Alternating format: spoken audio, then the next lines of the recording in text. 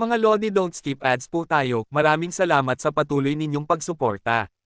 Paki-like and share naman dyan mga Lodi. At sa mga gustong mag-donate sa ating GCash or regular na load, mag-comment lang po tayo. Para patuloy tayong makapag-upload ng mga bagong kabanata. Marami pong salamat. Subaybayan natin ang kwento ng isang kabataang nangarap para sa kanyang mga mahal sa buhay. Mula sa pinakamahina tungo sa pinakamalakas. Alamin natin ang kwento ng kanyang buhay. Kabanata 1841 hanggang Kabanata 1850. Kabanata 1841. Alam ng mga babae na kung gusto nilang mabuhay, kailangan nilang magtrabaho. Kaya, nagpasya silang makinig kay Hansen at dalhin ang mga bata na sapat na ang edad para magtrabaho. Gumawa sila ng mga gawaing bahay at pagluluto. Siyempre, ang mga baron ay hindi ganoon. Marami sa kanila ang nagpasya lamang na magmasid, samantalang ang iba ay nagpasya na umalis sa base. Hindi nila alam kung para saan. Ginamit ni Gu Qingcheng ang pagkakataon upang bisitahin ang bodega. Nang nasa loob siya, tumawa siya at sinabi, "Hindi ka ba natatakot na hindi ka bibigyan ng mga lalaking iyon ng kanilang mga mapagkukunan? Sa mga laman na kanilang hinuhuli, makakaligtas sila sa labas hanggat gusto nila." Ngumiti si Hansen at sinabi, "Ang mga lalaking iyon ay mga tao lamang, sa huli. Kailangan nila ng libangan, hindi ba? Kung kakain lamang sila ng laman at mangangaso ng pagkain buong araw, mababaliw sila sa loob ng 3 buwan. Sa pamamagitan ng paraan, alam mo ba kung mayroon sa mga babae ang marunong sumayaw o kumanta? Dapat kang maghanap ng ilang magaganda at magbukas ng isang club. Doon, maaari tayong magbenta ng sigarilyo at pagkain. O marahil, kung sapat na ang mga tao, maaari tayong magbukas ng isang kasino para masaya silang lahat kapag bumalik sila. Hindi ako naniniwala na lahat sila ay marangal. Masyadong malupit ito. Itutulak mo ang mga babae sa masamang apoy na ito." Mukhang nagagalit si Gu Qingcheng. Sa panahong ito, maswerte silang buhay. At hindi naman parang pinipilit ko silang gawin ang anumang bagay, maliban sa kumanta at sumayaw. Kung mayroong sino mang humahawak sa kanila, tandaan ang aking mga salita, papatayin ko sila. Sa base na ito, ako ang nag-uutos. Maliban kung ang mga babae ay handang gumawa ng mas marami, syempre. Pagkatapos, iba na ang mga bagay. Tumawa si Hansen. "Maaaring handa silang?" tanong ni Little Angel. "Little Angel, ang mundong ito ay isang komplikadong lugar. Marami ka pang dapat matutunan. Lahat tayo ay mga nilalang na may emosyon." Tumawa si Hansen. Parang naiintindihan ni Little Angel pero hindi siya nagsalita. Matapos ang mga babae at mga bata sa kanilang trabaho, makakakain na sila. Wala sa mga baron at viscounts ang sumama sa kanila, bagaman. Kahit na dumating sila, hihilingin lang nila kung nakakuha na ng kanilang mga puntos ang mga babae. Nagalit silang umalis, pagkatapos ng lahat. Sa sumunod na ilang araw, walang isang viscount o baron ang nagpakita. Parang talagang lumalaban sila kay Hansen. May mga Zinejenic sa buong ligaw, kaya hindi naman parang gugutuman sila. Pinili ni Hansen na huwag pansinin ang kanilang pag-uugali, at hinayaan niyang gawin nila ang gusto nila. Wala silang magagawa sa base, gayunpaman. Hindi nag-aalala si Hansen tungkol sa posibilidad na magagamit nila ang mga Zinejenic genes. Hindi nila makakain ang mga mutated na materyales, at hindi naman kailangan ni Hansen ang ordinaryong laman. Ang mga Zinejenic genes ang kailangan niya. Ngunit kulang ang mga tao, kaya hinayaan ni Hansen na manatili si Little Angel at Zero kasama ang mga babae. At sa pagitan ng mga oras na iyon, nagsanay siya gamit ang Jade Skin. Maraming Geno Arts ang sinanay ni Hansen. Ang kwento ng genes ang pinakakumpleto, at maaari niyang gawing deified mode. Ang Dangshan Sutra ay medyo umunlad din. Hindi niya alam kung kayanan niyang dalhin ito sa isang deified mode, bagaman. Mayroon lamang isang bahagi sa Blood Pulse Sutra. Matapos magawa ang Geno Armor, wala nang iba pa rito. Kaya, hindi na kailangang mag-alala ni Hansen tungkol dito ngayon. Kapag naging Viscount na siya, magbabago iyon. Wala pang Geno Armor ang Jade Skin. Walang pagbagsak sa 3 nakaraang Geno Arts. Kaya, gusto niyang magsanay gamit ang Jade Skin. Hindi dapat masyadong mahirap na pag-aralan ang pangalawang bahagi ng Jade Skin, upang magawa ang armor na gusto niya. Bukod sa pag-aaral ng Jade Skin, nag-aral siya ng mga kasanayan sa kutsilyo mula kay Yisha. Gusto niyang matuto ng higit pa tungkol sa teeth knife, para magamit niya ito sa pakikipaglaban. Mas mabilis na bumagsak ang mga baron kaysa sa inaasahan ni Hansen. Sa loob ng kalahating buwan, may nagpasok ng base at nagbayad ng kanilang mga puntos. At gamit ang mga puntos, nagpasya silang bumili ng sigarilyo, pagkain, at tubig. Ang tubig ng Mirror Lake ay maiinom, ngunit hindi masarap. Kaya, mas maraming tao ang handang bumili ng tubig kaysa sa pagkain. Nang unang dumating sila sa Planet Eclipse, hindi sila naglakas loob na maglakad ng masyadong malayo. Hinuli nila ang mga nilalang na malapit at nakolekta ang maraming xenogeneic na pagkain.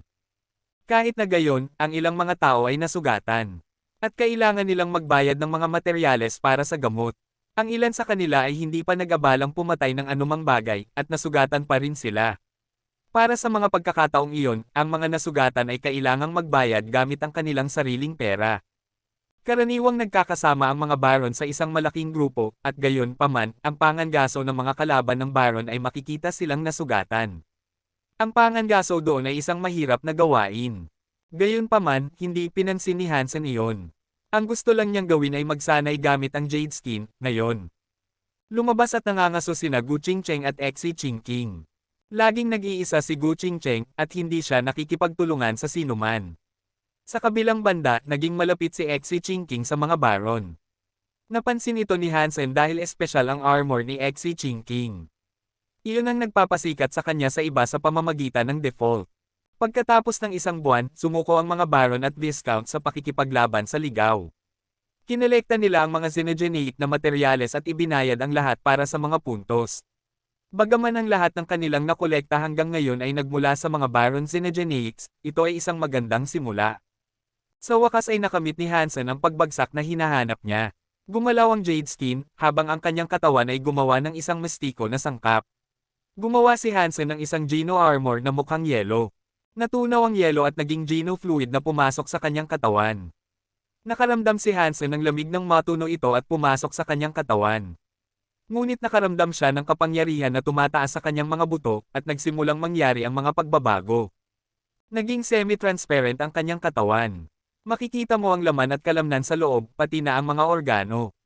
Para siyang isang Iceman. Pagkatapos ng kalahating oras, bumalik sa normal ang kanyang katawan. Nang bumalik ang kanyang katawan na parang normal na tao, nakaramdam siya ng malaking ginhawa. Kung ang kanyang katawan ay nakristal, at natigil siya sa estadong iyon, medyo nakakatakot. Sinubukan ni Hansen ang xenogeneic Jade Skin. Iba ito sa Blood Pulse Sutra. Ang pag-activate ng Blood Pulse ay nag-iiwan sa kanya ng hitsura ng tao, ngunit ang paggamit ng Jade Skin ay nagbabago ng kanyang katawan sa Jade. Magiging mas matibay ang kanyang katawan, at ang kanyang bilis at lakas ay magiging mas malaki. Panahon na para tingnan ang labas ng base. Plano ni Hansen na subukan ang kanyang mga bagong kakayahan. Mayroon si Hansen ng maraming mapa para lumabas. Iyon ang isa pang bagay na ibinayad ng mga baron. Hindi pa siya nakalabas dati, ngunit ngayon ay mayroon na siyang matibay na pag-unawa sa heograpiya. Pumili siya ng lugar na bibisitahin, at pagkatapos ay nagtungo kasama si Little Silver. Pagkatapos, nawala sila sa kanlurang bahagi ng Mirror Lake. Pupunta si Hansen sa isang bundok sa kanluran. Sinasabing may grupo ng mga xenogeneics na nakatira doon. 6 ang mga nilalang, ngunit sinasabing lahat sila ay may iba't ibang kapangyarihan. 12 ng baron ang nagtangkang manghuli sa grupo ng mga xenogeneics, ngunit ang kanilang pag-atake ay hindi nakapatay ng isang nilalang. Ang isang baron ay nawalan pa ng buhay, at ang iba ay naglakad ng may mga sugat. Kabanata 1842. 80% ng Planet Eclipse ay natatakpan ng mga ulap. Ang mga magnetic storm ay patuloy na hindi matatag, at palagi silang nagniningning ng pabago-bagong kapangyarihan. Halos walang silbi ang mga kasangkapan sa mga kondisyong iyon, at ang mga satellite sa orbit ay hindi kailanman nagtrabaho dahil hindi nila makita kung ano ang nasa ilalim ng mga ulap na iyon. Iyon ang isa sa mga dahilan kung bakit nagpasya si Hansen na pumunta rito. Habang mahirap para sa kanya na panoorin ang ibang mga noble at subaybayan ang kanilang mga galaw, mahirap din para sa iba na panoorin siya. Ngunit hindi pinansin ni Hansen ang kanyang kawalan ng kakayahang mapanatili ang malapit na pagmamasid sa mga noble dahil hindi naman niya pinlano na subaybayan sila. Hindi nagtagal bago umalis si Hansen sa base, nagpa siya ang isa sa mga viscounts na sundan siya. Ang pangalan ng Viscount ay Lake, at siya ay mula sa medyo maliit na lahi ng Ink Cloud. Ang lahi na iyon ay wala pang sariling planeta, at sila ay isang pangkat lamang ng mga nilalang na nakakalat sa iba't ibang planeta. Napakabihirang para sa kanila na magkaroon ng isang Viscount. Ngunit may higit pa kay Lake kaysa sa tila. Nang maging Viscount siya, tinrato siyang mabuti, at nakatanggap siya ng maraming espesyal na pagsasanay. Dumating si Lake sa Planet Eclipse para lamang patayin si Hansen. Ang pagpatay sa Narrow Moon ay mahirap, ngunit ang Planet Eclipse ang magiging pinakamagandang pagkakataon niya. Si Hansen ay isang Baron lamang, ngunit gayunpaman, matiyagang sinundan siya ni Lake. Kapag umatake siya, kailangan niyang patayin si Hansen sa isang pag-atake lamang. Ayaw niyang magkamali at bigyan si Hansen ng pagkakataong lumaban o hilahin ang kanyang sandata na klase ng hari. Hindi magagamit ni Hansen ang lahat ng kapangyarihan ng sandata, ngunit ang presensya nito sa pakikipaglaban ay magiging nakakainis pa rin. Dinala ni Hansen si Little Silver kasama niya sa kanyang paglalakbay sa mga bundok. Ang mga nilalang sa paligid doon ay masyadong nasira, at hindi niya matiyak na ang mga mapa na iginuhit ng mga Baron para sa kanya ay ganap na tumpak. Sa malayo, nakita ni Hansen ang ilang mga nilalang malapit sa bundok. Ang mga iyon ang mga Xenogeneics na inilarawan ng mga Baron. Sa mas malapit na pagsusuri, napansin ni Hansen na 6 sila. May malalaki at maliliit. Ang ilan ay kasing laki ng isang elepante, samantalang ang iba ay kasing liit ng isang aso. Ang mga katawan ng mga Xenogeneics ay magkakaiba rin. Ang ilan ay may 4 na paa, samantalang ang iba ay nakatayo sa 2 paa. Ang ilan ay parang nakakatakot na mga insekto na may pakpak, habang ang iba ay may 6 na braso. Sa kabila ng kanilang pagkakaiba-iba, lahat sila ay nagbabahagi ng isang pisikal na katangian, mayroong isang shell sa kanilang mga likuran. Ang mga shell ay hindi mukhang masyadong matibay. Narinig ni Hansen na sinabi ng mga Baron na nang tumama ang kanilang mga arma sa mga shell, hindi sila nakagawa ng masyadong pinsala.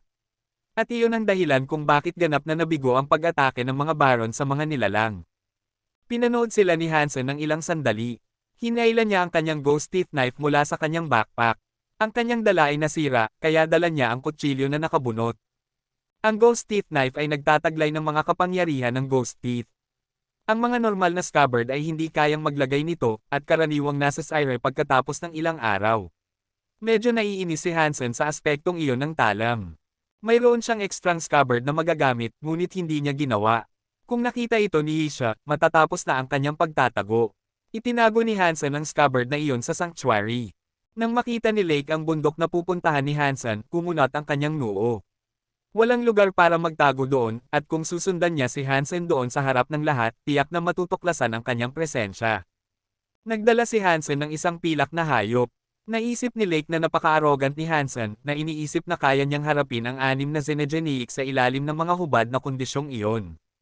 Ngunit magagamit din ni Lake ang pagkakataong ito upang masukat ang tunay na lawak ng kapangyarihan ni Hansen. Ang pag-atake na ginamit ni Hansen upang patayin ang Baron ay hinango ang lakas nito mula sa sandata na ginamit niya. Hindi ito isang epektibong sukatan ng kanyang tunay na lakas. Okay lang sa akin kung gusto mong patayin ng mga Xenogeneics, kaya hindi ko na kailangang gawin iyon. Pero kung hindi ka mamamatay, tutulungan kita. Kalmado ang itsura ni Lake. Nagpapahinga siya dahil walang partikular na pagmamadali. Hindi nagtagal, natuklasan ng mga Xenogeneics sa unahan ang presensya ni Hansen. Ang 6 na Xenogeneics ay naging alerto at umungal. Mukhang mamamatay sila, at lahat sila ay tumakbo patungo kay Hansen na parang isang kawen ng mga lobo. Diretso silang sinalubong ni Hansen ng walang takot na bilis, nakataas ang kutsilyo at handang sumalakay. Si Little Silver ay nasa likod niya. Mabilis na nilapitan ni Hansen ang kanyang unang target na Xenogeneic. Dumaan siya sa hayop habang umiikot ang kanyang kutsilyo. Hindi siya tumigil sa paggalaw. Iniikot niya ang ghost teeth knife mula sa lahat ng uri ng iba't ibang anggulo. Sa loob ng isang segundo, nakadaan na si Hansen sa lahat ng 6 na Xenogeneics. Lahat sila ay umatake sa iba't ibang paraan, ngunit wala sa kanila ang nakakuha ng kahit isang suntok kay Hansen. Katsa! Bumuo ang mga bitek sa 6 na katawan ng Xenogeneic, pagkatapos ay lumawak habang nagsimulang tumulo ang dugo. Lahat ng mga hayop ay nahulog, umuungol at dumudugo. Malapit nang matapos ang kanilang buhay. Si Lake, nakikita ang nangyari, ay nagulat sa takot. Naisip niya sa sarili, malakas na teeth knife. Malakas na ghost teeth knife. Ang kapangyarihang iyon ay dapat na nagmula lamang sa kanyang kutsilyo. Bukod sa rebate, hindi ko naisip na may ibang lahi ang makakapag-aral ng mga kapangyarihan ng teeth. Masaya si Lake na hindi siya nagtangkang umatake kay Hansen nang hindi nakikita ito ng una. Si Hansen ay isang mas malakas na kalaban kaysa sa una niyang paniniwala. Mayroon siyang ghost teeth knife na nangangahulugang ang isang labanan ng harapan ay magiging napakahirap. Hindi nagtagal, lahat ng 6 na Xenogeneics ay patay na. Hinukay ni Hansen ang mga Xenogeneic na materyales. Kahit na hindi niya kailangan ang mga ito, magagamit pa rin ito ng mga tao sa sanctuary. Ang mga Xenogeneics na ito ay mas mahina kaysa sa inaasahan ko. Dapat kong isipin ang tungkol sa pangangaso ng mga Viscount Xenogeneics sa ibang pagkakataon. Kung hindi, hindi ako makakapag-unlad. Inilagay ni Hansen ang mga Xenogeneic genes at tiningnan ang kanyang mga mapa. Hinanap niya ang mga lokasyon kung saan natuklasan ang mga Viscount Xenogeneics. Marami sa kanila. Pumili si Hansen ng isang lugar kung saan maaari niyang iwanan ang bundok. Sinundan niya ang isang landas sa kaliwa dahil may nakakita ng isang Viscount Xenogeneic sa ganoong paraan. Kaya, plano niyang pumunta sa ganoong paraan. Si Lake, nakikita si Hansen na pupunta sa ganoong paraan, ay masaya. Si Lake ang nag-ulat ng isang Viscount doon. Talagang may mga Viscounts doon, ngunit dalawa. Isa lang ang iniulat niya. Uulitin niya ang pag-uulat nito upang hikayatin si Hansen na mangaso, ngunit sapat na ang pagiging mapagmataas ni Hansen upang agad na pumunta doon na may pag-asang makipaglaban sa isa. Isang pagkakataon. Ito ay isang bihirang pagkakataon. Masaya si Lake at mabilis niyang sinundan si Hansen. Napag-isipan na ni Lake ang kanyang isip. Papatayin niya si Hansen kahit na hindi kayang patayin ng dalawang Viscount Xenogeneic siya para kay Lake. Kailangan ko lang magtago sa isa sa mga ruta ng pagtakas ni Hansen. Kapag sinubukan niyang tumakas mula sa mga Xenogeneics, hindi niya maiiwasan ang aking pagpatay. Patay na siya. Nang makalapit sila sa lugar kung saan sinasabing nakatira ang Viscount, nagtago si Lake sa isa sa mga landas. Kabanata 1843. Nakita ni Hansen ang bangin sa unahan, na tama ang marka sa mapa. Kasama si Little Silver sa kanyang tabi, palihim silang pumasok doon. Nakakita si Hansen ng isang natutulog na Xenogeneic doon. Mukhang isang Tyrannosaurus Rex na may tagaytay ng mga nakalantad na buto sa likod nito. Mukhang halo ito ng Tyrannosaurus Rex at Hedgehog. Ang tanawin nito ay medyo nakakatakot. Nang makita ito, agad na nasabi ni Hansen na hindi ito isang Baron. Nang makita ni Hansen ang Xenogeneic, hindi siya agad kumilos. Tiningnan niya ang paligid ng bangin at kumunat ang noo. Nakita ni Lake na hindi gumagalaw si Hansen, at sa pagkabigla, naisip niya sa sarili, na diskubre na ba niya ang presensya ng pangalawang Xenogeneic. Hindi niya dapat nagawa. Ang pangalawa ay nakatago. Kung hindi ko inatake ang unang nilalang, hindi ko kailanman matutuklasan ang pangalawa. Habang nanatili si Lake sa isang estado ng pagkabigla, naglakad si Hansen ng palayo at palayo sa bangin. Nagpabuntong hininga si Lake. Mukhang nauna na ako sa aking sarili. Hindi niya pa nahanap ang pangalawa. Hinayaan ni Hansen si Little Silver na maghintay sa labas habang siya ay pumasok ng mag-isa. Mahigpit niyang hinawakan ang kanyang ghost teeth knife habang palihim siyang lumalapit sa Xenogeneic. Si Little Silver ay umunlad sa pangalawang pagkakataon, ngunit siya ay isang Baron pa rin. Ang isang laban na tulad nito ay hindi talaga angkop sa kanya. Ang Xenogeneic ay natutulog na parang troso, at nagawa ni Hansen na makalapit sa tabi nito. Gayunpaman, hindi ito nagpakita ng senyales na madyay gising. Mahigpit na hinawakan ni Hansen ang kanyang kutsilyo at itinaas ito sa leeg ng nilalang. Ang Xenogeneic ay masyadong malaki upang mapatay sa isang suntok. Ang kapangyarihan ng teeth ay hindi magiging kasing epektibo laban sa isang nilalang na mas mataas ang antas kay Hansen, ngunit ang pagpunta sa isang mahina na bahagi ay mas mahusay pa rin kaysa sa pagsuntok sa kahit saan pa. Dahan-dahang nilapitan ni Hansen ang leeg ng hayop, gumagalaw ng magaan at dahan-dahan. Sa likod ni Hansen, lumitaw ang isang nilalang na mukhang ahas. Maingat itong tumaas mula sa lupa. Binuksan nito ang bibig nito na parang bulaklak at lumapit kay Hansen. Nang ang halimaw ay 2 talampakan na lang ang layo, lumawak ang bibig at sumugod. Handa na itong sumugod at lunukan si Hansen. Ngunit si Hansen ay parang may mga mata sa likod ng kanyang ulo. Ginamit niya ang kanyang 2 paa, at pagkatapos ay kinagat ng Xenogeneic ang Tyrannosaurus Rex na nasa harapan mismo ni Hansen. Ang Tyrannosaurus Rex ay nagising mula sa pagtulog nito dahil sa mga ngipin na biglang sumasaksak dito. At habang nangyayari ito, tumalon si Hansen at nagpakawalan ng isang pag-atake laban sa Xenogeneic na ahas. Ang metal-looking na katawan nito ay nakakuha ng isang malakas na hiwa na nagdulot ng dugo. Nagulat si Hansen. Gumamit siya ng maraming lakas gamit ang kanyang ghost teeth knife, ngunit hindi niya nagawang hiwain ang katawan nito. Ang tanging maibibigay niya ay isang sugat na halos kalahating talampakan ang lalim. Ang mga katawan ng mga Xenogeneics na ito ay mas matibay kaysa sa inaasahan niya. Uungal. Uungal ang nagulat na Tyrannosaurus Rex at nagpakawala ng isang geyser ng apoy mula sa bibig nito. Ang mukha ng ahas ay sinunog at ang mga panga nito ay humina at bumitaw sa hayop na hindi sinasadyang kinagat nito. Habang umuungol ito, patuloy na hinihiwa ni Hansen ang sugat na ibinigay na niya sa nilalang. At pagkatapos ng ilang mas matatag na pagtama, nagawa niyang putulin at hatiin ang hayop sa dalawa. Ang ahas ay hindi papatay, ngunit ang mukha nito ay nasunog ng husto. Ang mga mata nito ay nasunog mula sa kanilang mga socket na nagdulot ng pagkabulag sa ahas. Gamulong ito sa lupa, dumudugo ng husto. Isang bagay lang ng oras bago ito mamatay. Ang spiky Tyrannosaurus Rex ay lubhang galit sa panahong iyon. Nagpakawala ito ng apoy patungo kay Hansen. Kaya, tinawag ni Hansen ang kanyang Taurus shield at tumama sa likod nito gamit ito upang harangan ang agos ng apoy. Ang mga apoy ay hindi kayang tumagos sa kalasag. Isang Viscount Beast Soul ito, pagkatapos ng lahat. Pantay ang antas nito sa pag-atake ng Tyrannosaurus Rex. Mukhang galit ang spiky Tyrannosaurus Rex, at nagpakawala ito ng sunod-sunod na apoy. Patuloy na hinarang ng Taurus ang apoy, ngunit pagkatapos ng ilang sandali, ang kalasag ay naging masyadong mainit upang hawakan. Kailangang bitawan ito ni Hansen. Ang mga paltos ay tumaas sa buong kamay ni Hansen dahil sa init. Nakakarinig si Lake ng paggalaw sa bangin, at nagpasaya ito sa kanya. Nanatili siyang alerto, kaya kung tumakas si Hansen na sinusubukang makatakas, maaari siyang sumugod at patayin siya doon. Ngunit hindi tumakas si Hansen. Itinanim niya ang kanyang kalasag sa lupa, kaya namamahala pa rin siyang magtago sa likod nito. Patuloy na nagpakawala ng apoy ang spiky Tyrannosaurus Rex nang walang pahinga, ngunit kahit anong gawin nito, hindi nito mawawasak ang Taurus shield. Uungal ito sa langit at gamulong ang katawan nito sa isang bola. Mukhang isang higanteng sea urchin habang ito ay gamulong patungo sa kalasag.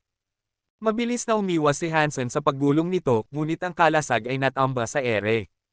Tumagal ng ilang sandali bago ito mahulog pababa, at nang gawin nito, bumagsak ito sa isang bato at naging kalahating nakabaon dito. Muling gamulong ang spiky Tyrannosaurus Rex patungo kay Hansen. Napakaganda at mabilis nito, at may mga tinik ito. Mas mabagal si Hansen kaysa sa nilalang, at hindi niya magagamit ang kanyang lakas. Kung tatamaan siya, ang mga tinik ng nilalang ay magbubuti sa kanya. Sa kabutihang palad, handa si Hansen para sa isang sitwasyon na tulad nito. Kung hindi siya handa, hindi niya isusugal ang laban sa una. Laban sa una. Lumabas ka, sapatos ko. Sigaw ni Hansen, habang lumilitaw ang malambot na sapatos na balahibo ng kuneho sa kanyang mga paa.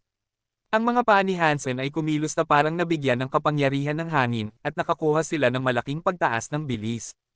Gamit ang mga ito, nagawa niyang umiwas sa Tyrannosaurus Rex. Ang mga sapatos ay ang Teeth Rabbit Beast Soul na nakuha ni Hansen mula sa pagpatay kay Roxfall Duke. Ang mga ito ay isang Duke-class Beast Soul, at binigyan nila si Hansen ng bilis ng isang Duke. Ang bilis lang ang kanilang pakinabang, bagaman. Ngunit sapat na iyon para kay Hansen. Tumakbo si Hansen sa paligid ng Tyrannosaurus na parang hangin, at ang Tyrannosaurus Rex ay hindi makasabay. Katsa! Katsa! Katsa! Habang tumatakbo si Hansen, patuloy niyang hinihiwa ang likod ng Tyrannosaurus. At habang ang hayop ay sumisigaw sa sakit, nagpakawala ito ng higit pang mga apoy. Ngunit masyadong mabilis si Hansen, at tuwing may apoy na papunta sa kanya, nasa kabilang panig na siya ng hayop. Hindi siya maabyute ng mga apoy. Katsa! Sinuntok ni Hansen ang nilalang sa kabilang panig na nagdulot ng higit pang dugo mula sa mga sugat ng nilalang. Napakagalit ng spiky Tyrannosaurus Rex, patuloy itong gumugulong, naglalabas ng apoy. Ngunit wala itong magagawa kay Hansen, na parang hangin na ngayon. Hindi man lang nito maigalaw ang damit ni Hansen. Ang tanging magagawa nito ay mahuli ang alikabok nito. Nahuli ang Xenogeneic Viscount, natagpuan ang Xenogeneic Jin, King Earthworm. Isang anunsyo ang nagpatugtog sa ulo ni Hansen. Ito ang ahas na Xenogeneic na namatay lang. Hindi niya ito pinansin. Patuloy siyang umiikot sa spiky Tyrannosaurus Rex, hinihiwa ito. Gusto niyang magdugo ng husto ang kriminal. Bagaman ang kapangyarihan ng teeth ay hindi gaanong epektibo sa Viscount, ang mga sugat na hindi mapapagaling ay maaaring nakamamatay kahit na maliit ang mga ito. Kabanata 1844. Matagal nang naghihintay si Lake kay Hansen, ngunit hindi niya nakitang lumabas ito. Naririnig lang niya ang pag-ungal ng isang Xenogeneic. Nagtataka siya kung ano ang nangyayari sa loob ng bangin. Kaya bang makipaglaban si Hansen sa dalawang Xenogeneics ng sabay? Imposible iyon, dahil siya ay isang baron lamang. Mayroon siyang sandata na klase ng hari, ngunit hindi niya magagamit ang lahat ng lakas nito. Gamit ang kanyang sariling lakas at bilis, paano niya kaya matagal na matiis ang dalawang Viscounts? Nalilito si Lake sa sitwasyon, ngunit hindi pa siya makakausisa at tumingin. Nakita ni Lake ang pilak na hayop na dala ni Hansen. Nakahiga ito malapit sa bangin. Hindi sigurado si Lake kung anong uri ng kapangyarihan ang taglay nito, ngunit ayaw niyang matuklasan, kaya hindi siya lumapit dito upang alamin. Pagkalipas ng ilang sandali, tumahimik ang bangin. Parang tumigil ang lahat sa buong lupain. Nakaramdam ng ginhawa si Lake, iniisip, mukhang pinatay ng dalawang Xenogenic si Hansen. Sa tingin ko nakaiwas ako sa ilang problema. Habang iniisip ito ni Lake, biglang may lumabas mula sa bangin. Nang makita ito ni Lake, nanlaki ang kanyang mga mata sa sobrang gulat. Hindi siya namatay. Nabigla si Lake. Hindi namatay si Hansen sa kanyang pakikipaglaban sa dalawang Viscounts, at bukod pa rito, malinis ang itsura niya. Walang kahit isang patak ng dugo sa kanya, at wala ring nakikitang sugat. Ano ang nangyari? Naisip ni Lake ang maraming iba't ibang posibilidad na maaaring magpaliwanag sa kamangha-manghang kaligtasan ni Hansen, ngunit wala siyang mahanap na talagang may katuturan sa mga pangyayari. Little Silver, nasaktan ako. Lumabas si Hansen mula sa bangin at kinausap ang pilak na hayop. Nakarinig nito si Lake, at nakaramdam ng ginhawa. Mas normal naman iyon, kahit papaano. Ngunit nakita ni Lake na inilahad ni Hansen ang kanyang kamay sa hayop at pagkatapos ay sinabi, may ilang paltos ako, nakikita mo ba? Masakit ang mga ito. Kumukurap ang mga mata ni Lake. Gusto niyang pumatay ng tao. Narinig ng pilak na hayop si Hansen at lumapit sa kanya. Dinilaan nito ang mga paltos ni Hansen gamit ang rosas na dila nito. Agad na nawala ang paso at makinis na ang namamagang balat. Xenogenic ba iyon na may kapangyarihang magpagaling? Nabigla si Lake dahil napakabihirang ng ganoong uri ng kapangyarihan sa unibersong iyon. Karaniwan ng may mga talento na makapagpapagaling sa sarili, ngunit isang bihirang talento ang makapagpapagaling sa iba. Kung may matatagpuan, lahat ng pangkat ay maglalaban para sa pagmamay-ari nito. Napakahalaga at napakaasam ng ganoong kapangyarihan. Dinala ni Hansen si Little Silver sa bangin. Pinutol niya ang Xenogenic genes ng mga Viscounts at binalot ang mga ito. Ginamit niya ang mga lubid upang itali ang mga katawan at pagkatapos ay nagsimulang hilahin ang mga ito palayo. May ilang mga hula si Lake tungkol sa nangyari, ngunit nang makita niya ang dalawang bangkay, nagulat siya. Malinaw na pinatay ni Hansen ang dalawang Viscount Xenogenics. Ang katotohanan iyon ay hindi katanggap-tanggap. At nagkaroon lang siya ng menor de edad na sugat pagkatapos ng lahat. Nakakatakot. Masyadong nakakatakot. Inilagay na ngayon ni Lake si Hansen sa mga taong nasa isang napakamapanganib na antas upang harapin. Hindi pa siya handang sumalakay ngayon. Nang dumaan si Hansen kay Lake, hindi gumalaw si Lake.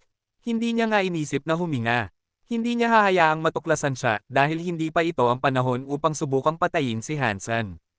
Matapos dumaan si Hansen, nakaramdam ng malaking ginhawa si Lake. Mabilis niyang pinunasan ang pawis.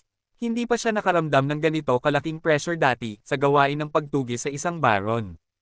Nakangiti si Hansen habang hinailan niya ang mga bangkay ng mga Viscounts pauwi. Medyo mabigat ang mga bangkay na iyon. Ang laman ay makakakain ng maraming tao na makakatulong sa maraming mapagkukunan na kailangan ng kanyang mga tao. Kahit na hindi nila kakainin ang mga Xenogenic genes, laman pa rin ng Viscount iyon. Maaaring maging masustansya iyon na magiging kapaki-pakinabang para sa mga babae at mga bata. Ang pagbebenta nito sa mga baron at viscounts ay makakakuha din sa kanila ng maraming puntos. Maaaring manggaso at kumain ang mga noble, ngunit wala silang pampalasa. Wala ring asin na madaling makuha. Walang lasa ang karne, at naiinis na ang mga noble sa pagkain nito ng walang anumang pampalasa. Maraming noble ang gumagastos ng mga puntos upang bumili ng mga sangkap sa pagluluto mula sa base. Ang layunin ni Hansen ay kunin ang lahat ng kanilang mga puntos. Wala sa kanila ang may mabuting puso, kaya hindi niya naisip na kailangan niya maging mabait sa kanila. Dinala ni Hansen ang dalawang Viscount Xenogenics pauwi na ikinagulat ng base nang dumating siya. Ang katotohanan na pinatay ni Hansen ang dalawang Viscounts ay ikinagulat ng mga noble. Naramdaman ng ilan sa kanila na maswerte sila dahil hindi nila sinubukang patayin siya, ngunit nagdulot din ito ng takot na nararamdaman nila sa kanya. Dinala si Hansen ng babaeng namamahala sa pagluluto. May mga bata doon na kaya nang hawakan ang karne. Mayroong ilang mga bata na ilang taong gulang lamang at sila ang inatas ang maglaban ng karne. Nagsikap sila at nagtrabaho ng husto. Nakakahiya na hindi itinayo ang base na ito para magkaroon ng tunay na lipunan. Wala tayong matuturuan sa mga bata ng mga natututuhan nila sa paaralan. Magiging masama kung lumaki sila ng hindi natututong magbasa, sabi ni Hansen sa kanyang sarili. Sa isang mundong tulad nito, ang pag-aaral kung paano mabuhay ay mas mahalaga kaysa sa pag-aaral kung paano magbasa ng ilang salita. Sapat na ang ibinigay mo sa kanila. Lumapit kay Hansen ang isang Viscount, nakikipag-usap sa kanya. Deep Blue Viscount. Tiningnan ni Hansen ang Viscount, nakilala niya kung sino ito. Sa 4 na Viscounts, siya lang ang Kate. At siya lang ang nagdala ng karne upang ipalit sa mga puntos. Sa bagay na iyon, isa siya sa mga tanging hindi lumalaban kay Hansen. Master, kung may oras ka, gusto kong makipag-usap sa iyo ng mag-isa, kalmadong sabi ni Deep Blue Viscount. Magsisimula nang sumagot si Hansen, ngunit biglang may sumigaw mula sa labas ng gate. Nagbago ang mukha ni Hansen, at sabay nilang tiningnan ang gate. Isang malaking grupo ng mga tao ang nagkukumpulan sa gate, nakasilip sa isang bagay sa labas. Ano ang nangyayari? Tanong ni Hansen. Nang makita ng mga tao na papalapit si Hansen, nagbukas sila ng daan. Nakita ni Hansen na nasa gitna ang isang bangkay. Isa ito sa mga Viscounts. Ang pangalan niya ay Wind Viscount. Nakahiga si Wind Viscount sa lupa nakaharap sa base. Mukhang papalapit siya sa gate nang sumabog ang kanyang ulo. Ano ito? Masama ang kutob ni Hansen at kumunat ang kanyang noo. Hindi namin alam. Nakita namin na bumalik si Wind Viscount mula sa isang ekspedisyon sa labas. Ngunit bago pa siya nakabalik ng tuluyan, nahulog siya sa lupa. Gumapang siya ng kaunti bago sumabog ang kanyang ulo, paliwanag ng isang babae at isang baron. Kabanata 1845. Huwag kayong tumingin. Bumalik kayo sa inyong mga tahanan. Walang sino man ang maaaring umalis sa kanilang mga silid, kung gagawin ninyo iyon, papatayin kayo, sabi ni Hansen. Mabilis na bumalik ang mga baron sa kanilang mga silungan ayon sa tagubilin. Deep Blue Viscount, masasabi mo ba sa akin kung ano ang nakasakit sa kanya? Tiningnan ni Hansen ang malaking butas sa ulo ni Wind Viscount, ngunit hindi niya matukoy kung ano ang maaaring naging dahilan nito. Mukhang nagulat si Deep Blue Viscount, at sinabi niya, mukhang hindi siya inatake. Sa tingin ko ay sumabog siya, o sa halip, sumabog mula sa loob palabas. Talaga, anong kapangyarihan ang maaaring magdulot ng ganoon? Tanong ni Hansen. Tumahimik si Deep Blue Viscount, at sinabi niya, maraming tao ang may kapangyarihang gawin ito. Ang ilan ay may kakayahang salakayin ang katawan ng iba at sirain ang kanilang mga kalaban mula sa loob. Mahihirapan tayong hulaan kung sino ang salarin. Tumango si Hansen at nagtanong, may alam ka bang mga nilalang na tulad nito sa paligid ng base? Umiling si Deep Blue Viscount. Hindi pa tayo gaanong nagtatagal dito, kaya walang nakakapaglakbay ng masyadong malayo. Ang lahat ng aming mga ekspedisyon sa Pangangaso ay naganap sa paligid ng base. Wala akong nakitang ganoon. Wala nang ibang tanong si Hansen. Kumuha siya ng flamethrower at sinunog ang katawan ni Wind Viscount. Ang isang katawan na namatay ng walang dahilan ay hindi maaaring dalhin sa base. Ang mga Diyos lamang ang makakapagsabi kung ano ang maaaring mangyari. Ang katawan ay naging abo, ngunit may isang bagay na hindi matuno. Kinuha ito ni Hansen at napansin na ito ay isang itim na balahibo ng bakal. Isang talampakan ang haba at napakabigat nito. Sinubukan ni Hansen na sunugin ito ng iba, ngunit kahit anong subukan nila, hindi ito matutunaw. Hindi man lang ito magiging pula sa init. Malinaw na hindi ito ordinaryong metal.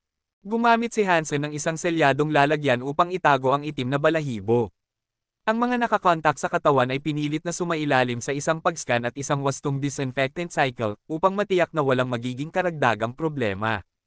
Ngunit sa ikalawang araw, may nangyari sa loob ng base. Ang mga baron na nakahawak sa bangkay ay may kakaibang hugis itlog na simbolo sa kanilang mga noo. Itim ang mga simbolo. Gumamit si Hansen ng isang kasangkapan upang i-scan ang mga ito, ngunit walang kakaiba sa mga ito. Mukhang ordinaryong marka ang mga ito. Natakot ang 4 na baron. Ang paraan ng pagkamatay ni Wind Viscount ay masyadong kakaiba, at ngayon, ang hindi maipaliwanag na pangyayaring ito ay lubos na ikinatakot sila. Sinuri ni Hansen ang kanilang mga katawan ng lubusan, ngunit wala siyang nakitang kakaiba. Kaya, pinaupo niya sila sa isolation. Siniguro rin ni Hansen na sabihin sa mga taong naghahatid ng kanilang mga mapagkukunan ang nangyayari. Sinabihan niya silang magdala ng mga doktor at mga kasangkapan para subukan nilang matuklasan kung ano ang nangyayari sa kanyang mga tao. Magtatagal ng 2 araw bago dumating ang barko, at umaasa si Hansen na walang mangyayari sa pagitan ng mga oras na iyon. May alam ba sa inyo kung saan nagpunta si Wind Viscount? Iniimbestigahan ni Hansen ang kanyang pagkamatay.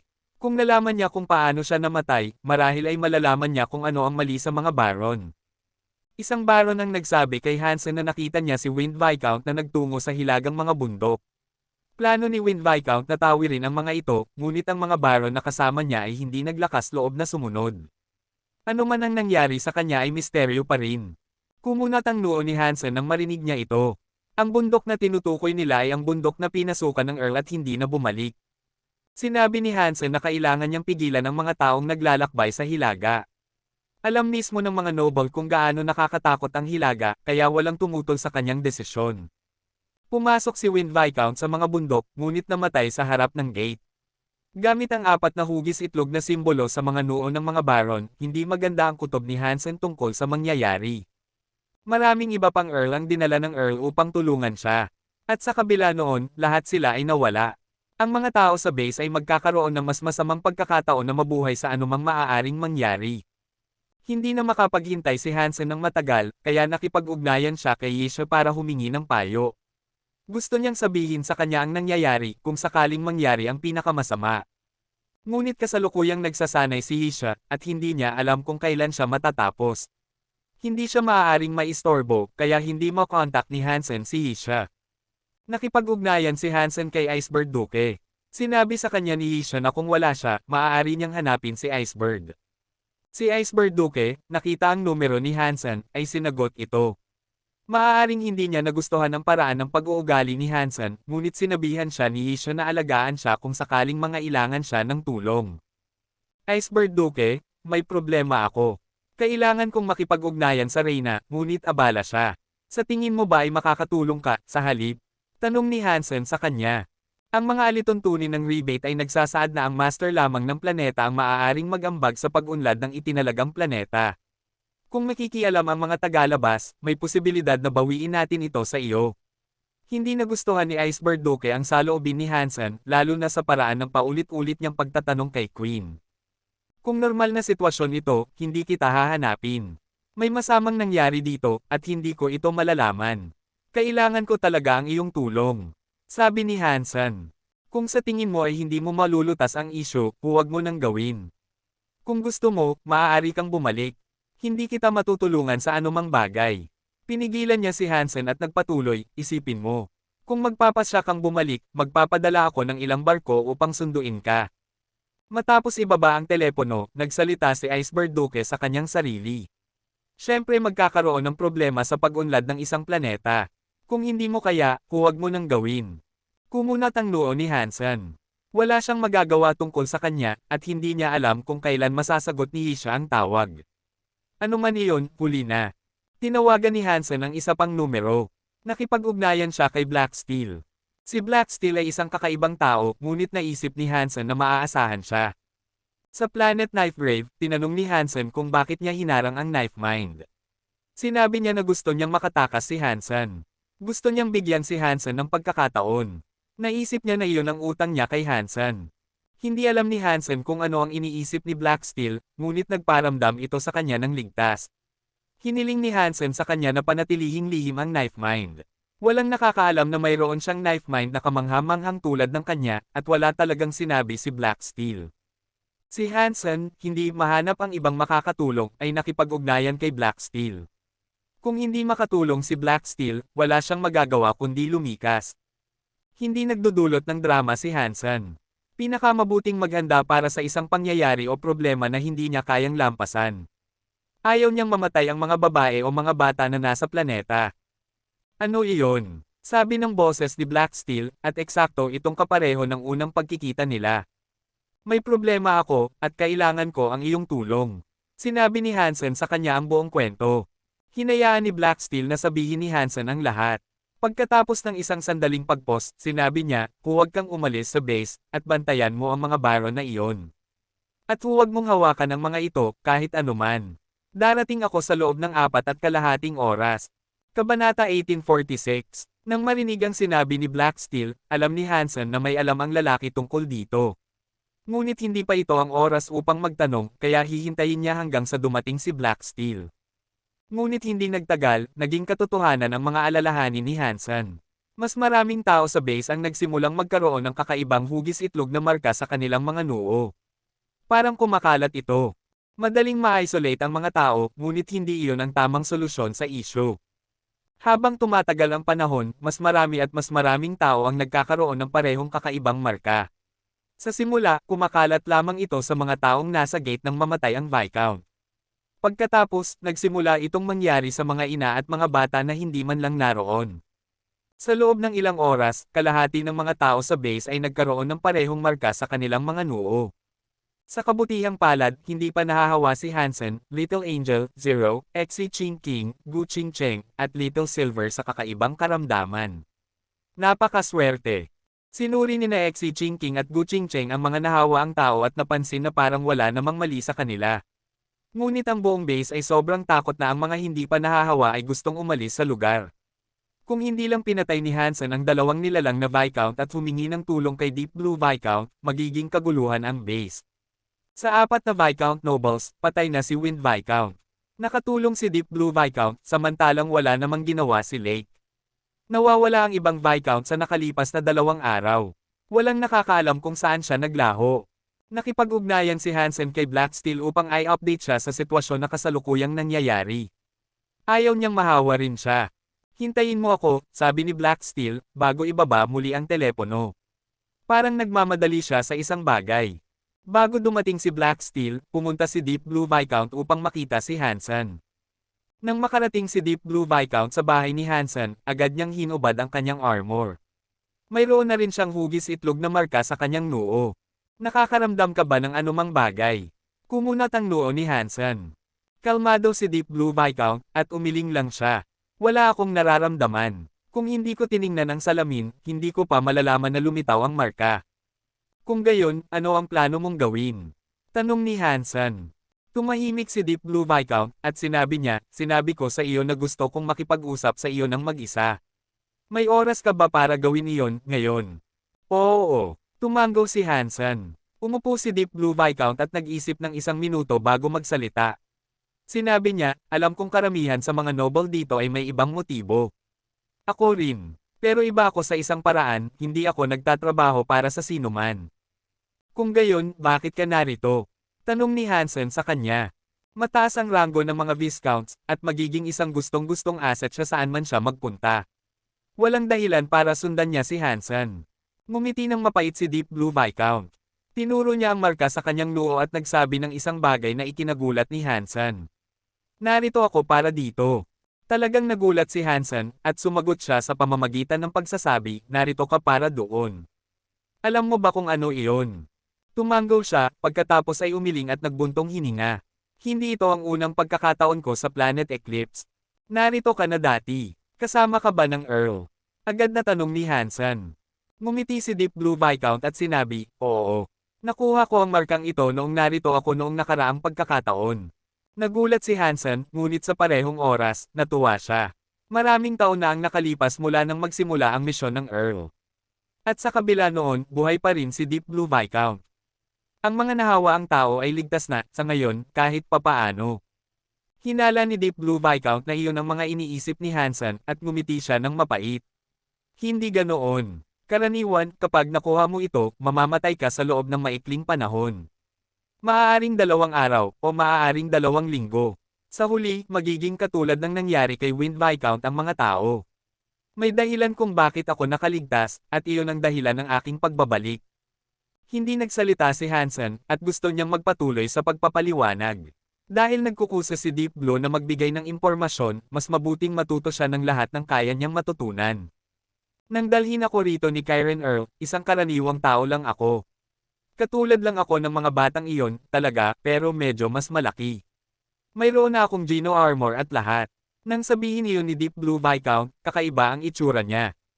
Hindi naintindihan ni Hansen.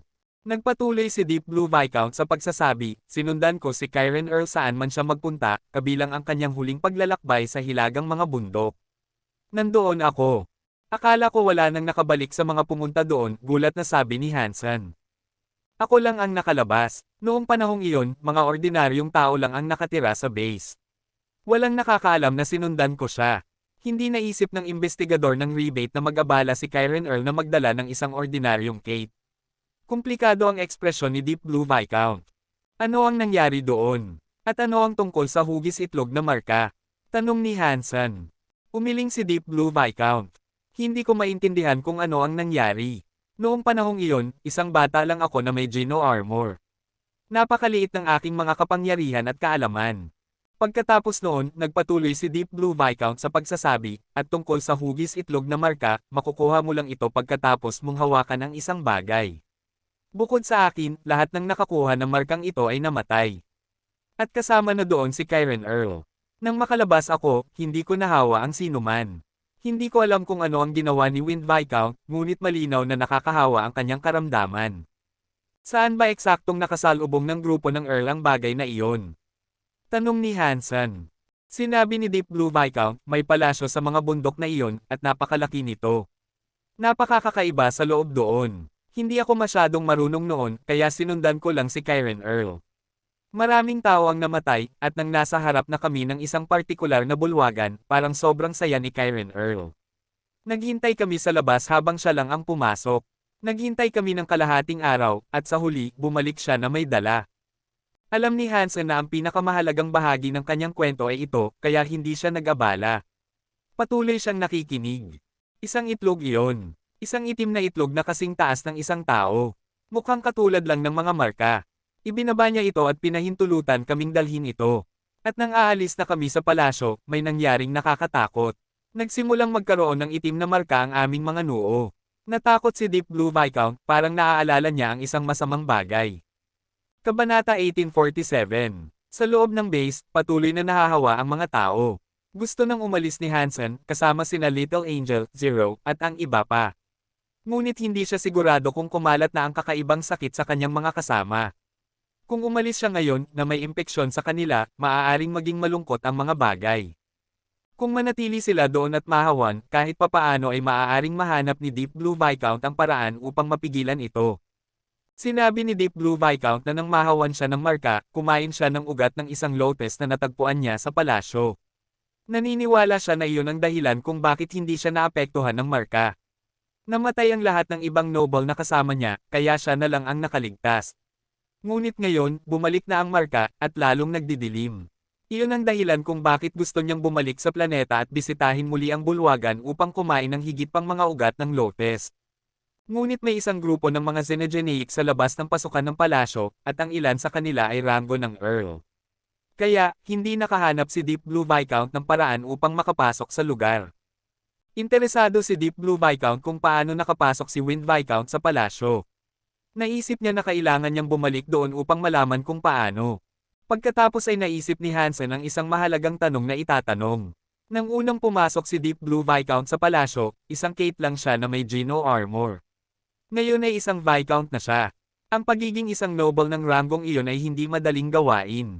Kahit na ang isang mayamang piling tao tulad ni Isha ay may 12-dosenang Geno fluid lamang na maaaring mag-udyok ng pangalawang ebolusyon, kaya paano nakamit ni Deep Blue Viscount ang gayong ranggo? Itinanong ni Hansen ang tanong na ito, at sinabi ni Deep Blue na hindi rin niya alam kung paano niya nagawang mag-evolve sa pangalawang pagkakataon. Sa kanyang kaalaman, wala siyang ginamit na anumang kayamanan. Ngunit hindi nagtagal bago siya umalis sa planetang ito na nag-evolve siya sa pangalawang pagkakataon. Marahil ay may kinalaman ito sa ugat ng lotus. Ngunit lumalala ang mga bagay. Hindi nagtagal ay nagkaroon si Gu Qingcheng ng marka sa kanyang noo.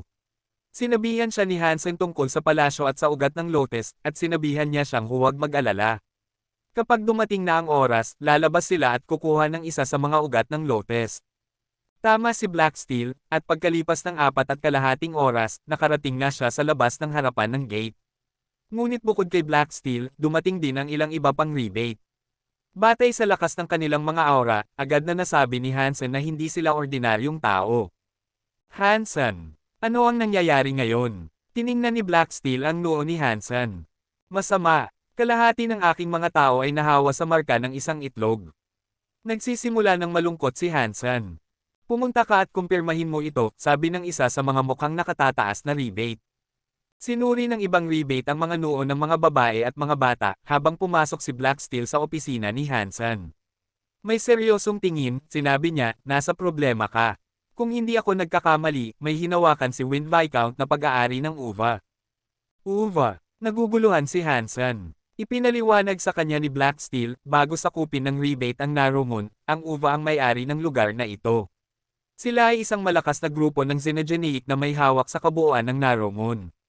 Sinasabi ng kasaysayan na may kakayahan silang markahan ang ibang mga Xenogeneics at kontrolin ang mga ito.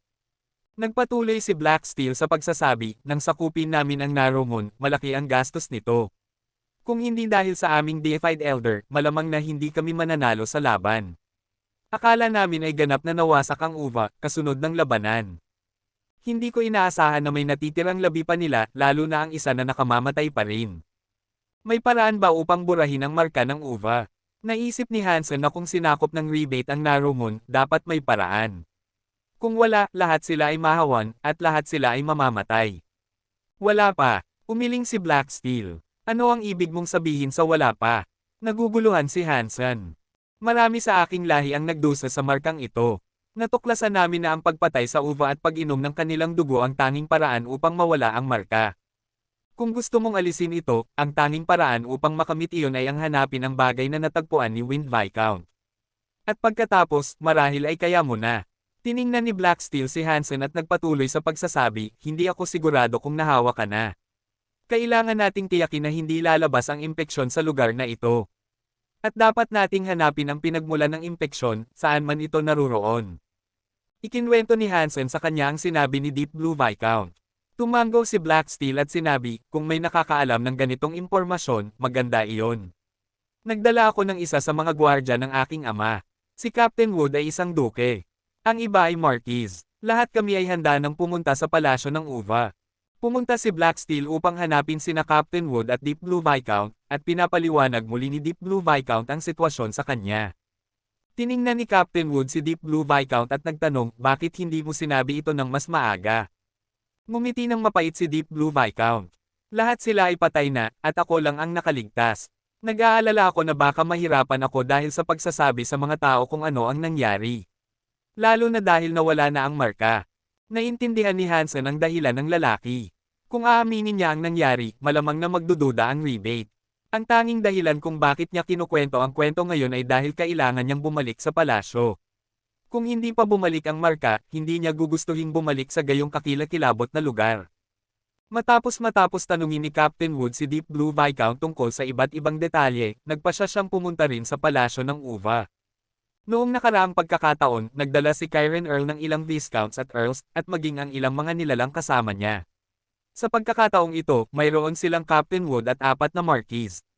Hindi dapat masyadong mahirap na maabot ang parehong punto kay Kyren. Pinahintulutan ni Wood si Hansen na pumili ng ilang tao na sasama. Sinabi ni Deep Blue Viscount na mayroong isang pool na may prutas ng lotus, at marami sa mga ito. Mas mainam kung magdadala siya ng ilang tao upang mangolekta ng maraming ugat hanggat maaari upang mapigilan ang marka. May marka si Gu Qingcheng, kaya pinili niyang pumunta roon mismo. Gusto ring sumama si Xi Qingqing. Ngunit pinigilan ni Hansen sina Little Angel at Zero. Kung walang nagbabantay sa base, imposibleng sabihin kung ano ang gagawin ng mga baron pagkatapos nilang mahawan. Mayroong mataas na posibilidad na ang mga babae at mga bata ay nasa panganib. Mukhang hindi naman ito masyadong masama. Makakakain na natin ang mga ugat sa sandaling makuha natin ang mga ito, naisip ni Hansen sa kanyang sarili. Bukod sa kanila, pumili si Hansen ng 10 baron na sasama sa kanya. Makatutulong sila sa pagtitipon ng mga ugat kahit papaano. Marami sa kanila, at halos wala na silang oras. Kung hindi nila malulutas ang isyo, kailangan nilang magdala ng maraming ugat pabalik. Dinala rin ni Hansen si Lake Viscount kasama niya. Dahil naroon si Wood, hindi siya maglakas loob na tumanggi.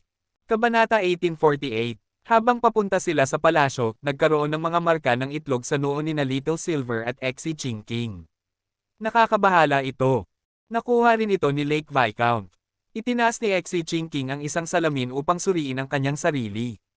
Patuloy niyang tinitingnan ito, at may nakakatakot na ekspresyon, sinabi niya, napakapangit. Ang marka ay maaaring kahit isang bulaklak o isang bagay. Ang pagkakaroon ng itlog sa aking ulo ay nagpapalabas sa akin na tanga. Hindi makapaniwala si Hansen na iyon ang eksaktong ikinababahala ni Xi Qingqing. Nakahiga si Little Silver sa balikat ni Hansen, walang partikular na reaksyon. Dahil pinamumunuan sila ni Captain Wood, hindi sila nagkaroon ng problema sa kanilang paglalakbay. Ang kapangyarihan ng apat na Marquis ay nakakatakot na sa karamihan ng mga Xenogeneic sa paligid. Hindi na nila inabala ang pagpatay sa anumang mas mababang uri ng mga Xenogeneics na nakita nila sa daan dahil nakatuon sila sa pag-abot sa Raven Palace sa lalong madaling panahon. Dumating sila sa isang lambak at nilinis ni Captain Wood ang mga Xenogeneics na nagkukumpulan doon. Malapit na sumunod si Deep Blue Viscount at nagsalita habang itinuturo ang isang bundok. Narito ang pasukan. Ito ang tuktok, hindi ito isang ilusyon. Ngunit walang pinto. Sigurado ka bang ito ang lugar? Tanong ni Captain Wood na may kunot na noo. Oo, sigurado ako, sabi ni Deep Blue Viscount, habang tumatakbo siya patungo sa isa sa mga bangin ng bundok. Hinanap niya ang pader ng ilang sandali, at sa huli, mariin niyang itinulak ang kanyang mga kamay laban sa isang bato. Matapos itong itulak ni Deep Blue Viscount, bumalik siya kay Hansen. At pagkatapos, isang malakas na tunog ang nag-ingay kaagad pagkatapos.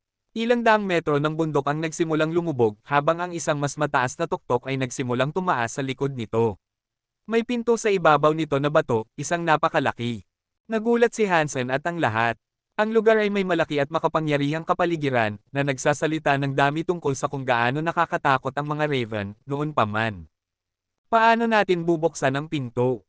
Tanong ni Captain Wood kay Deep Blue Viscount. Sinabi ni Deep Blue Viscount, kailangan mo lang itong itulak.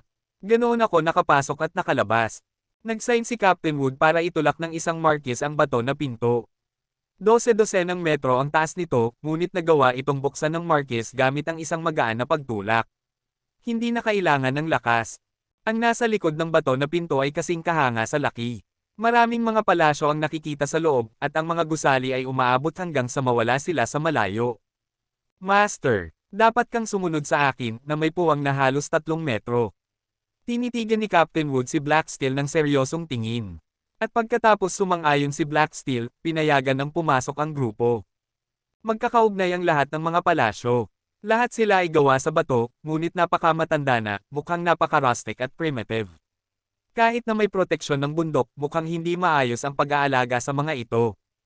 Nakakita si Hansen ng maraming ukit sa mga pader na naglalarawan ng mga nilalang na parang ibon. Malalaking estatwa ng ibon ang nakatayo sa magkabilang gilid ng plaza. Deep Blue Viscount, magkakaroon ba ng panganib sa unahan? Tanong ni Captain Wood. Ngumiti ng mapait si Deep Blue Viscount. Maraming mandirigma ang namatay bago ako makapasok, ngunit nang makapasok na ako, maayos na ang lahat. Marahil nang pumasok si Kyren Earl, sinira nila ang anumang mga patibong na naiwan ng Raven, mungkahi ng isang Marquis. Maaaring totoo iyon, ngunit kahit na gayon, mas mabuting manatiling mapagbantay. Hindi natin dapat pabayaan ang ating bantay kahit isang segundo. Nagsasalita si Captain Wood ng malalim at may awtoridad na boses. Sumunod ang grupo sa likod ni Deep Blue Viscount habang naglalakad sila. Hindi nagtagal ay nakita nila ang isang tambak ng mga buto ng tao. Tiyak na pag-aari ng rebate ang mga ito. Siguro bahagi sila ng nakaraang grupo. Sinuri ni Captain Wood ang mga buto, at napansin na ang bawat bungo ay may malaking butas. Napakakapal, kaya maaari kang magpasok ng nakakuyom na kamao ng diretsyo. Patuloy na naglalakbay ang grupo. Ang kanilang landas ay napatunayang nakakagulat na walang pangyayari. Bukod sa pagkita ng kakaibang tambak ng mga buto dito at doon, walang nagdulot ng tunay na banta. Naisip ni Hansen ang mga bagay habang naglalakad siya. Kakaiba, mukhang hindi pa nabibisita ang lugar na ito ng kahit sino sa loob ng mahabang panahon. At may ilang mga nilalang sa labas na tiyak na hindi mahawakan ng isang Viscount. Paano nakapasok si Wind Viscount sa palasyong ito at nahawa sa marka ng Raven? Kahit na walang panganib, maingat pa rin si Captain Wood. Hindi siya nagmadali sa kanyang paglalakad, na natili siyang mabagal at matatag. Matapos silang maglakad ng 12 milya, dumaan sila sa isang templo na gawa rin sa bato. Nagliwanag ang kanilang mga mata nang makita nila ang isang pool ng mga lotus sa tabi nito. Walang tubig ang lotus pool. Karamihan sa mga tangkay, dahon, at bulaklak ng lotus ay natuyo at namatay na. Ilang buhay na lang ang natitira sa gitna. Ang mga bulaklak na buhay ay kasing puti ng nyebe. Ang mga dahon ay parang jade, at may malambot na ningning, mukhang napakaganda. Ito ba ang lotus pool na pinag-uusapan mo? Tiningnan ni Captain Wood si Deep Blue Viscount. Ito nga, Aksidenteng nahulog ako doon at nakain ng ugat ng lotes. Gutom na gutom ako kaya naghukay ako at kumain pa ng marami. Ganoon nawala ang aking marka. Nagulat si Deep Blue Viscount at gusto niyang tumakbo patungo rito. Nakarinig nito, nagmadali ang Lake Viscount at ang iba pang mga baron patungo sa pool. Tigil! Sigaw ni Hansen na may kunot na noo. Ngunit walang nakinig kay Hansen. Lahat sila ay gustong linisin ang kanilang mga noo mula sa marka ng itlog sa pamamagitan ng paghila ng mga ugat ng lotes at pagkain nito. Kahit na ito ay isang pansamantalang pagtigil na hinihiling ni Hansen, mas mabuti kaysa sa pagmamadali at pagkuha ng mga halaman ngayon. Sino mang lumapit sa pool ay mamamatay. Nagham si Captain Wood. At pagkatapos, tumigil sa paggalaw ang dalawang Viscounts at ang mga baron. Tiningnan ni Captain Wood si Hansen at sinabi, mukhang kailangan ng disiplina ang iyong mga miyembro ng pamilya. Oo, at bibigyan ko sila. Kinusat ni Hansen ang kanyang ilong. Karamihan sa mga noble na nasa ilalim ng kanyang pamamahala ay mga especially iyan ng iba't ibang uri. Ayaw nilang makinig sa kanyang mga utos, lalo na kung ang pagkuha ng mga bulaklak ang ibig sabihin ng pagkakaiba sa pagitan ng buhay at kamatayan. Hindi rin sila nagtagal na sumunod kay Hansen. Kaya, hindi naman parang kontrolado sila ni Hansen. Mr. Wood, pakisuyong bigyan mo ako ng ilan sa mga ugat ng lotes na ito. Kailangan ko lang ng kaunti. Mabilis na humingi ng pabor si Deep Blue Viscount. Matapos sabihin ito ni Deep Blue Viscount, nagsimulang humingi ng pabor ang ibang mga baron. Lahat sila ay may ticking time bomb na nakatanim sa kanilang mga ulo pagkatapos ng lahat. Ngunit hindi sila pinansin ni Captain Wood. Lumapit siya sa lotus pool at tiningnan ang mga bulaklak. Ilang sandali pa ay nagtanong siya, alam mo ba kung anong uri ng bulaklak ang mga ito? Lahat sila ay umiling, hindi alam kung anong uri ng halaman ang mga ito. Sige, pumunta na kayo at maghukay ng ugat ng lotes. Kumunat ang noo ni Captain Wood habang nagsasalita siya sa mga baron. Salamat, masayang sagot ng mga baron. Maaari mo itong hukayin, ngunit kung maglakas loob kang kumain ng kahit isang kagat, puputulin ko ang iyong mga ulo, malamig na patuloy ni Captain Wood. Hukayin ninyo ang mga ito at hindi ko kayo sasaktan. Hindi ko kayo bibigyan ng mas kaunti, kahit papaano. Parang mapait ang mga baron nang lumapit sila upang maghukay ng mga ugat ng lotes. Patuloy na nakatutok sa kanila sina Captain Wood at ang apat na Marquis. Walang naglakas loob na kumain ng kahit isang ugat laban sa utos ng kapitan. Bakit hindi kayo gumagalaw? Malamig na tanong ni Captain Wood, nakikita sina Exi Chingking at Gu Qingcheng. Kabanata 1849. Sila ang aking mga personal na bantay, sabi ni Hansen. Hanggang ngayon, salita lang ni Deep Blue Viscount ang nagsasabi na kaya ng mga ugat ng lotes na pigilan ang marka. Hanggang sa mapatunayan ito, hindi pa handang ipagsapalaran ni Hansen sina Exi Chingking at Gu Qingcheng. Kumunat ang noo ni Captain Wood at sinabi, mapanganib ito. Mas mainam na matapos na ito sa lalong madaling panahon. Dapat kang pumunta doon at magsimulang maghukay. Tiningnan ni Hansen si Captain Wood at sinabi, sa ganoong kaso, bakit hindi kayo maghukay, pati na rin? Mga bantay din kayo, hindi ba? Paano mo nagagawang sabihin iyan? Hindi mo kami maihahambing sa kanila. Sigaw ng isang galit na Marquis.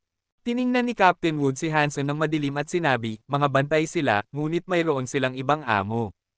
Naintindihan ni Hansen si Captain Wood, ngunit hindi niya binago ang kanyang isip tungkol sa anumang bagay. Sinabi niya, iba iyon, ngunit sa tingin ko mas mahalaga ang akin kaysa sa iyo. Hukayin mo kung gusto mo, ngunit ipamahagi ko ang trabaho ng aking mga tao ayon sa gusto ko. Mukhang malungkot si Captain Wood, ngunit sumingit si Black Steel upang sabihin, Captain Wood, ito ang lugar ni Hansen. At sila nga ang kanyang mga tao na uutusan. Pakisuyong bantayan ang iyong tono. Little Master, kami ang responsable dito. Tungkol ito sa kaligtasan ng rebate at ng Narrowmoon sa kabuuan. Dapat akong maging tagapangasiwa sa sitwasyong ito, malamig na sabi ni Captain Wood. Hindi rin niya gaanong pinapahalagahan si Black Steel. Ngunit kumunat ang noo ni Black Steel, at sinabi niya, Captain Wood, ang buong operasyong ito ay aking responsibilidad. Sinasabi ng Master na masyadong bata ka pa. Kapag ito ay isang bagay na nakakaapekto sa buong rebate, ako ang dapat mag-asikaso nito. Pakisuyong maunawaan ito. Yumukod si Captain Wood bilang paggalang kay Black Steel, ngunit malinaw na hindi siya handang iwanan ang kanyang autoridad sa sitwasyong ito. Kung ganoon nga ang mga bagay, magkakahiwalay na tayo.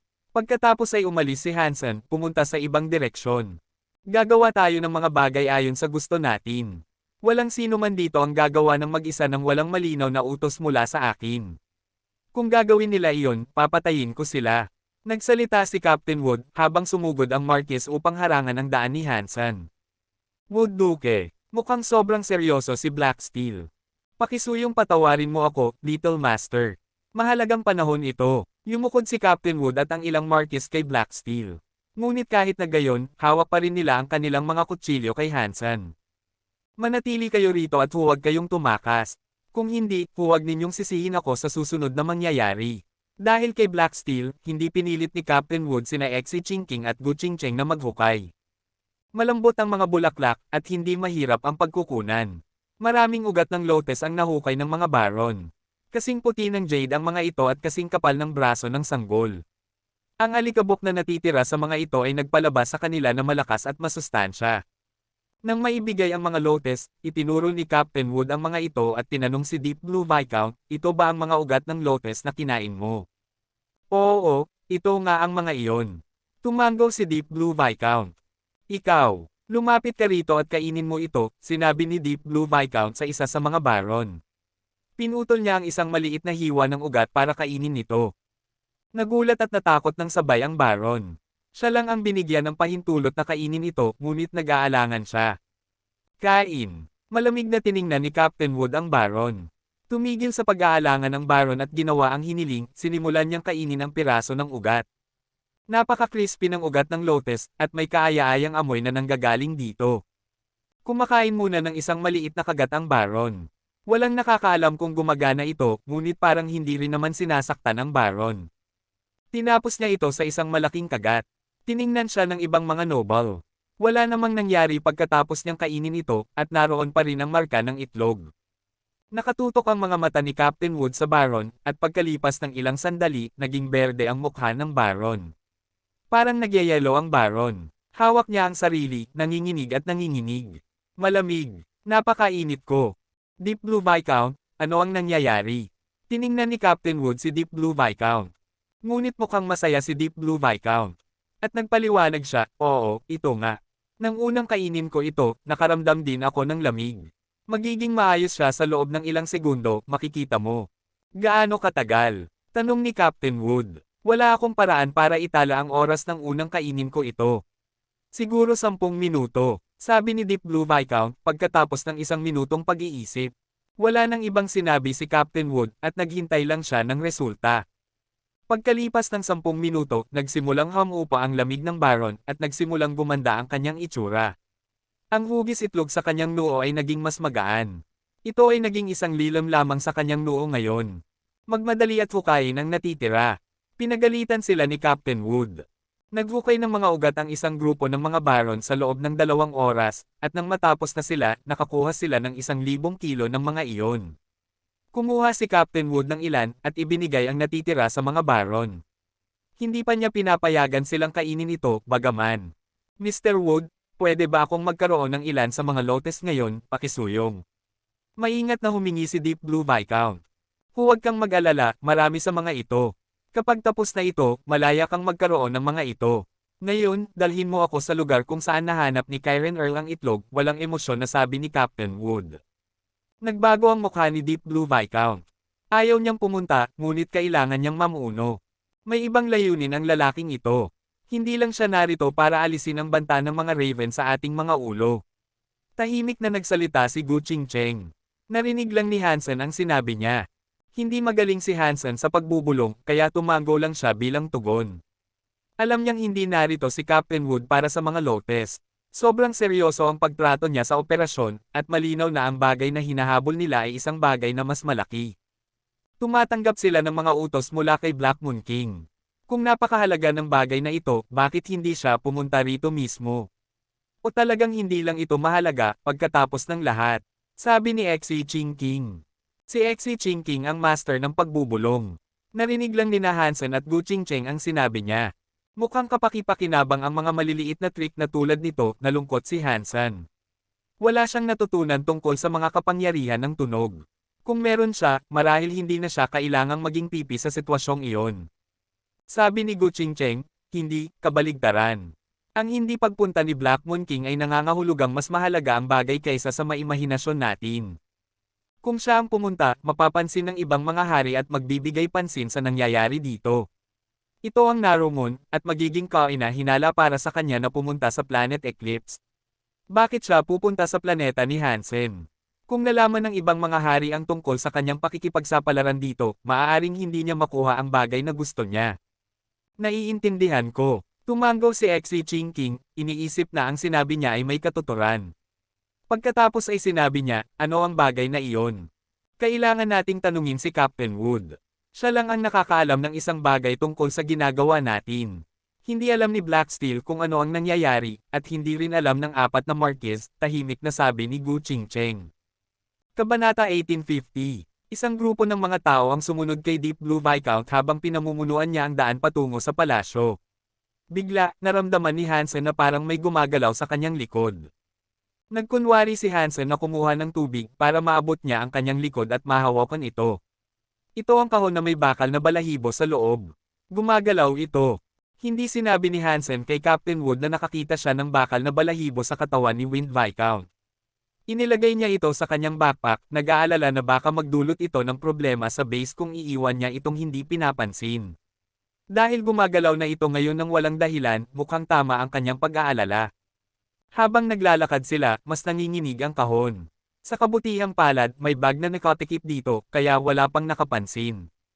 Matapos maglakad sa maraming bulwagan na bato, nakarating sila sa isang plaza. Nakakalat sa paligid nito ang maraming mga buto ng tao na nagkalat, na ang mga bungo ay malawak na bukas. Mayroon ding isang malaking itim na itlog doon. Natakot si Deep Blue Viscount sa malaking itim na itlog. Naging malambot ang kanyang mga binti nang tumayo siya sa labas mismo ng plaza. Sa kabilang banda, mukhang natutuwa si Captain Wood. Iniutos niya sa mga noble na magpatuloy. Kahit si Deep Blue Viscount, na ang determinasyon ay natunaw, ay hinayla pasulong ng Marquis. Isang Marquis ang nagbanta kay Hansen, sinusubukang pilitin siyang tumawid sa plaza. Sabay-sabay silang lumapit sa malaking itim na itlog. Hindi naisip ni Hansen na ang itlog ang dahilan ng pagyanig ng balahibo. Nang makalapit siya sa malaking itim na itlog, hindi nagkaroon ng mas malakas na reaksyon ng bakal na balahibo. Tumaas lang ito nang magpatuloy siya. Ano ang bakal na balahibo na ito? Balahibo ba ito ng Raven, marahil? O isa ba ito sa kanilang mga gawang kayamanan? Hula ni Hansen sa kanyang sarili. Kung nahanap mo na ang pinagmulan, sige at basagin mo, sabi ni Hansen. Malamig na tiningnan ni Captain Wood si Hansen at sinabi, basagin mo. Paano kung subukan mo? Hinayla ni Hansen ang ghost teeth knife at malakas na binayo ang itlog. Isang tunog ng metal ang umalangaw-ngaw, kasama ang isang pagsabog ng mga spark na nagkalat sa kabibi ng itlog. Gayunpaman, walang marka ang naiwan. Nagulat si Hansen, at sinabi niya, ganoon ba katigas ang itlog na ito? Hindi niya magagamit ang buong kapangyarihan ng ghost teeth knife. Ngunit dahil sa talas nito, dapat ay nakapag-iwan pa rin siya ng marka sa mga sandata ng Earl Gino.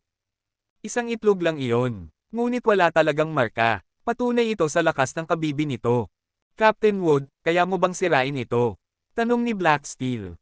Little Master, kahit na ako ay isang duke, hindi ko ito masisira. Ang tanging paraan upang gawin ito ay ang ilipat ang bagay pabalik sa palasyo, magalang na sabi ni Captain Wood. Sa tingin mo ba maloloko mo ang bata sa iyong kasinungalingan? Ngumiti si Xi Jinping. Tumigas ang ekspresyon ni Captain Wood nang agad na magtanong si Black Steel, Captain Wood, bakit ka pinadala ng aking ama rito? Para sa anong layunin? Hindi tanga si Black Steel. Alam niyang hindi magpapadala si Black Moon King ng isang duke sa lahat ng ito para lang iligtas si Hansen. Tahimik na sinabi ni Captain Wood, Little Master, narito lang ako para gawin ang aking mga utos. Wala akong alam pa. Tumigil sa pagtatanong si Black Steel dahil alam niyang wala siyang matututunan mula kay Captain Wood. Lumapit siya kay Hansen at sinabi, humihingi ako ng paumanhin. Hindi ko akalain na ang aking presensya dito ay magdudulot sa iyo ng pinsala sa halip na tulong. Hindi naman ganap na totoo. Kung wala ka rito, hindi tayo magiging nasa lugar na ito. Ngumiti si Hansen, mukhang parang hindi siya nag-aalala. Seryoso na tiningnan ni Black Steel si Hansen. Huwag kang mag-alala, hanggat ako ay buhay, hindi ko hahayaang masaktan ka. Ang tanging paraan para magdusa ka ay sa pagkamatay ko. Nakipag-usap si Black Steel kay Hansen, ngunit sinabi rin niya ito bilang isang hindi direktang babala para kay Captain Wood. Narinig ni Captain Wood ang sinabi, kaya ngumiti siya at sinabi, Little Master, masyado kang nag-aalala. Si Hansen ay estudyante ni Knife Queen. Hindi ko siya hahayaang masaktan. Narito tayo upang tapusin ang misyon, hindi upang saktan ang sinuman. Pagkatapos ay naging malamig ang boses ni Captain Wood at nagpatuloy siya sa pagsasabi, ngunit kung may susubok na pigilan tayo sa pagtupad sa ating gawain, hindi tayo magpapakita ng awa. Pagkatapos ay sinabi ni Captain Wood sa ilang mga baron na tumulong sa pagdadala ng itlog patungo sa palasyo. Nanginginig ang mga binti ni Deep Blue Viscount, at halos masyadong natatakot na ituro ang susunod na ilang direksyon. Black Steel, ano ang alam mo tungkol sa Raven? Nakipag-usap si Hansen kay Black Steel habang patuloy silang naglalakad. Taos-pusong naniniwala si Hansen na walang kinalaman si Black Steel sa mga plano ni Captain Wood. Hindi gagawa ng ganoong bagay ang isang lalaking tulad ni Black Steel. Sandaling nag-isip si Black Steel bago sinabi, ang rebate ay naghahari sa Narrow Moon sa loob ng 1,000,000,000 taon. Sa tingin ko walang nakakaalam ng eksakto kung ano ang nangyari nang sakupin natin ito. Ang alam ko lang ay ang pangkalahatang bagay na natututuhan mo sa mga aklat ng kasaysayan. Pinupuri nila ang ating lahi, gayunpaman, kaya madaling makita na ang ilan sa mga ito ay gawa-gawa. Kumusta naman ang Raven? May mga alamat ba tungkol sa kanila? Tanong ni Hansen. Wala. Ang mga aklat ng kasaysayan ay hindi nagbabahagi ng marami tungkol sa hugis ng mga Raven. Ang alam lang natin ay parang ibon sila. Sinuri ko ang impormasyon na mayroon tayo tungkol sa mga Raven, at nalaman ko kung saan nagmula ang marka ng itlog. Tungkol naman sa mga Raven mismo, halos wala sa ating mga talaan. O hindi bababasa mula sa alam natin tungkol sa kanilang presensya sa rebate system. Umiling si Black Steel. Kakaiba iyon. Ang isang napakamalakas na lahi ng Xenogeneic ay pinuksa ng rebate. Bakit napakakaunting impormasyon ang mayroon? Maaaring ginawa sana ng mga manunulat ng iyong mga aklat ng kasaysayan na sila ay mga kontrabida. Ngunit mukhang kabaligtaran ang totoo. Hindi nyo nga alam kung ano ang itsura nila, sabi ni Hansen na may kunot na noo. Kakaiba nga, tumanggaw si Black Steel. Narinig ni Captain Wood ang bawat salitang sinabi nila, ngunit hindi niya sila pinigilan sa pagtalakay sa bagay na iyon. Pinabilis lang niya ang lahat. Marahil dahil na-activate ni Kyren Earl ang lahat ng mga patibong bago sila dumating, ngunit walang panganib ang pumipigil sa kanilang paglalakad habang naglalakad sila. Nakakagulat na maayos ang paglalakbay. Mas mabilis na nagsimulang manginig ang bakal na balahibo, at hindi sigurado si Hansen kung maganda ba iyon. Mayroon din siyang tanong. Wala pa rin tayong nakitang palatandaan ng paglalakbay ni Wind Viscount. Saan ba talaga siya nahawa? Pagkatapos maglakad ng kalahating araw, sa wakas ay nakatayo sila sa harap ng isang palasyo. Iba ang itsura ng palasyong ito kaysa sa ibang mga palasyo. Ang iba ay gawa sa bato, ngunit ang isang ito ay gawa sa lila na tanso. Mukhang napaka-misteryoso. Sa labas ng palasyo, nakasalamin sa mga pader, ang mga pintura. Karamihan sa mga ito ay naglalarawan ng ilang mga nilalang na may katawan ng tao at tainga ng kuneho. Malinaw na sila ang rebate. Sa mga pinturang iyon, ang rebate ay hindi nakatayo sa mga posisyon ng karangalan. Sa halip, pumihila sila ng isang kakaibang kariton na parang karwahe. Gumagawa sila ng mano-manong paggawa, tulad ng mga hayop na pasan.